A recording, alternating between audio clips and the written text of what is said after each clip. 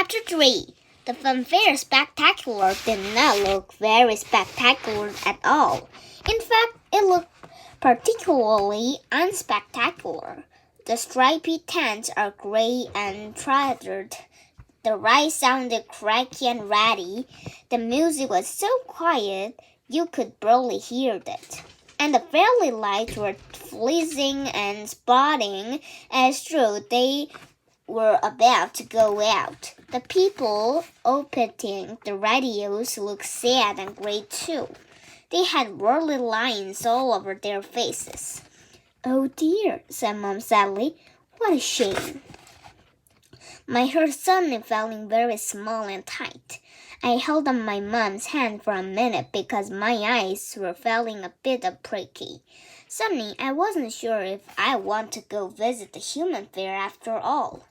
Perhaps I should have listened to Mom and Dad and gone to a vampire or a fairy one. I felt embarrassment to have brought my whole family here. "Maybe we should go home," I suggested.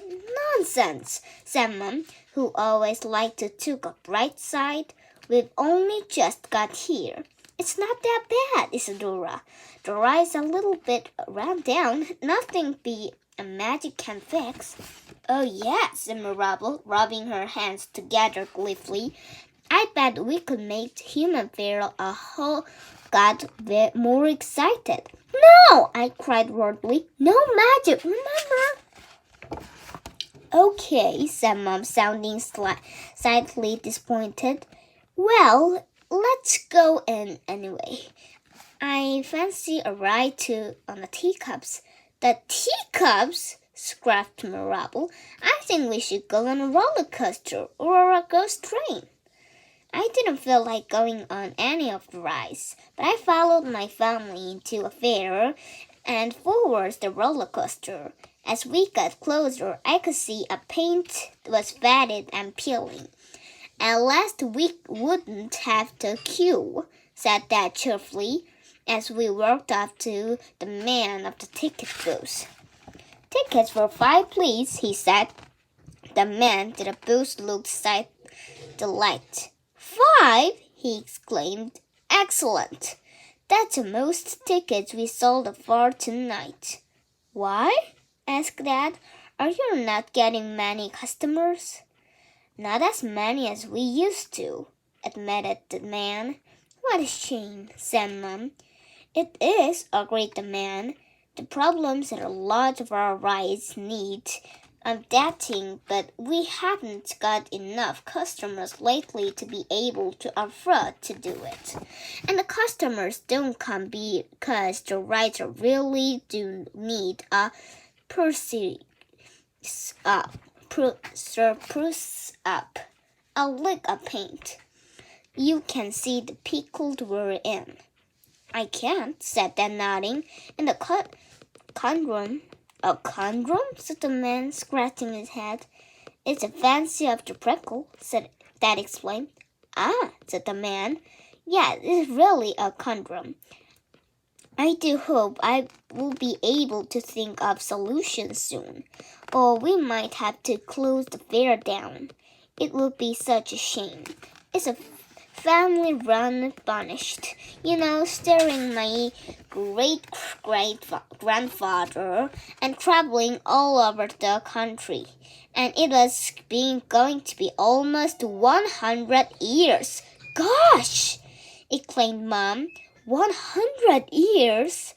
"Well, in that case," said Dad kindly, "we'll take 2 rides." He put some money down into a counter, and we all stepped into a roller coaster carriage.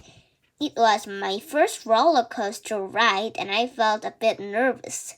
Pink Rabbit was nervous too, and his paws over his eyes.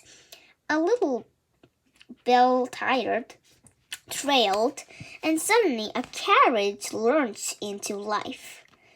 They went clanking and clunking into a track, and they stopped on the top. "Hang on!" called Mom, the man from below. "There's even an arrow." We saw him fumbling about some buttons, and then suddenly the carriage swooped down and looped, and then coming to another standstill. It was middle on the track. "Well, this is no good," said Dad. "It was rubbish," agreed Marable. "And perfectly fast enough for me," said Mom, who had her eyes tightly shut. Said Marable naughtily. "I think the rice could be used just a little bit help." Before I could stop her, she wiped her little potion bottle and splashed into a contents a roller coaster track. Immediately, the peeling paint began to repair itself. The delicious carriage below a new shiny one once again. The clanking and chunkling stopped. And suddenly, we are gliding smoothly along the track at super high speed. My hair below that behind my tummy felt like the turning upside down. "Woohoo!" screeched Marable. "This is much more fun!" After it had been round the track twice, the carriage came into stop and we all trembled out on wobbly legs. "I don't know what happened," the ticket booth operator was saying to another fair worker. "The rice just suddenly transformed. Look at it, good and new." I frowned at Marable and reminded her that this was a human fair. "Really, we shouldn't be using any magic," I said. I know," said Marable. "But surely just a little bit won't matter." "Yes," agreed Mom. "A teensy bit wouldn't make much for a distance." I mean, honestly, the roller coaster was on health and safely horsed. "It was a bit," agreed Dad, "and looks how pleased Dickman is." I looked and saw the man was beamed. He looks like he might burst with happiness. "Maybe we should just to do a little fixing here and there," whispered Mom. Just to help them out a bit." "I think so," said Dad. "Me too," said Marable excitedly. "And me," said Wilbur. I began. Wasn't sure if it was a good idea. Humans are not used to magic. It might scare the customers away rather than bring them in. "I vote teacup next," said Mom. "It's such a sophisticated ride." "Boring, more like," whispered Wilbur as we made our way over to them. Dad brought our tickets and we slipped ourselves between 4 of the teacups. The 15 ones are broken, the cage cracked up inside it. The rice started to and began to spin around, slowly creaking, gurgling. "Lovely," said Mom. "Boring," yawned Wilbur. I saw him wave his hands about a wizard sort of way. Little sparkles experience from his fingers. "What are you doing?" I whispered. "Just helping along the bed," said Wilbur. Suddenly we began to spill so fast that everything became a blur, and I began to feel a bit sick. "Wilbur!" shouted Dad. "Undo that spell's an instant." "This wasn't to mean we meet by fixing the ride," said Mom, as her flower cried below on her hand. Though the balls, I saw Wilbur's hand working to try and unknown spell in his cast. Eventually, teacups slowed down and resumed their journeying and creaking. Now, I could see the rice operator standing there with his mouth opened. He was blinking his eyes and shaking his head in confused. "Let me do it," said Mom, taking out his wand and giving a little wave so that glitter fell dolorous again. At once, the gurgling and creaking stopped, and we began to spin round and through, though everything was perfectly oiled. The crack in the broken teacups mended itself instantly. That's better, she said. I might just add some more improvement. No, I cried. We've done enough. But Mom had already waved her wand, and suddenly, instead of teacups, we were all standing in giant living perfumed flowers and spun around gently and played beautiful twinkling music. Much more than unnaturally friends, smiled Mom happily. And new teacups were lovely and Ride the Paratrol looked delight, but I still felt nervous about using magic at the human fair. Stop worrying, Isadora, said Wilbur. Just relax. But I noticed that his nose had turned very red. Achoo! He said. Achoo! Oh, help! Shrieked Dad suddenly, leaping out of his flowers. Bees are coming! He covered himself in his cape, crouched down into the ground. Bees wouldn't harm you, sang Dad's mom as we watched and add more of the buzz towards all flowers. They were an improvement part of nature. But Mirabel, Wilbur, and I jumped out of the flower cups too, and stood into the grass. Always it was a big flowers and bees. Achoo! Said Wilbur again. I think the rice has sparkled off my hay flower. Mom, I said. I called. You need to annul your spell. But why? Said Mom. The flowers are so beautiful. Look at them. The bees, whispered Dad from his cape. The bees. Mom rolled her eyes and waved her wand. The flower cups turned back into an ordinary teacup, but now they looked fresh and brand new. I breathed a sigh of relief, and Dad peeped out of under his cape.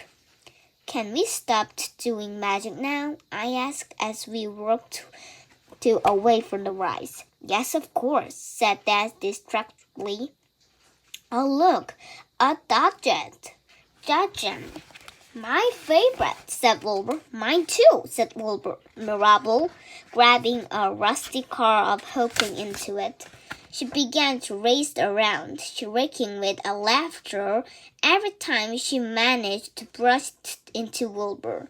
Hey, Mirabel, shouted Wilbur. Calm down. Yes. Be careful, said Dad, who was driving carefully around the edge of the floor, making sure to give way to stay to the left. This is fun, said Mirabel as she zoomed her car towards the Wilbur and bumped into him, so that his wizard hat felt over his eyes. So fun, said Wilbur, doing a U-turn and bumping right back into her. Got you, Mirabel. Got you both, laughed Mom, who was sitting next to me and holding the wheels. She whizzed past them, crashing into both their cars, and then made a beeline for Dad, who was gliding about elegantly above everyone so that no one bashed into him and messed up in his hair. She gave a little bump back of the damage. That's fun, she whooped. You know that is make more fun, said Dad, as he smoothed his hair back down into his perfectly perfect grip. This damage wouldn't be much improved if they had a bad wings and could fly in the air. Oh no, I said. You said no more magic. Let's leave them on their one. But bat wings would be amazing, said Dad. Vampire bat cars. Or, come on, just one more little spell. Let's do it, shouted Marable as she screeched past us. I saw her let go on the wheels and get out into her potion kits once again. She mixed in them and a lightning speed flew into the air. The damage transformed into a sleek black bat-winged car and began to rise upwards. Whee! Shouted Marable as she sailed around after Wilbur. I'm coming to get you! Not if I can you first, shouted Wilbur. By the time we had finished our rise to the damage, a little crowd of gathered by the edge of the rides. Not just funfair workers of but passers-by too. They were all staring at the damage in amazement. I spotted some of my school friends and crowd waved. I want to get this, I heard Bruno say. Me, see, said Mom, patting my arms as we walked by. A little bit of magic is not a bad thing. See how many customers are staring to come. I suppose so, I said, staring a feel of little less worried. Can we get some candy floss now?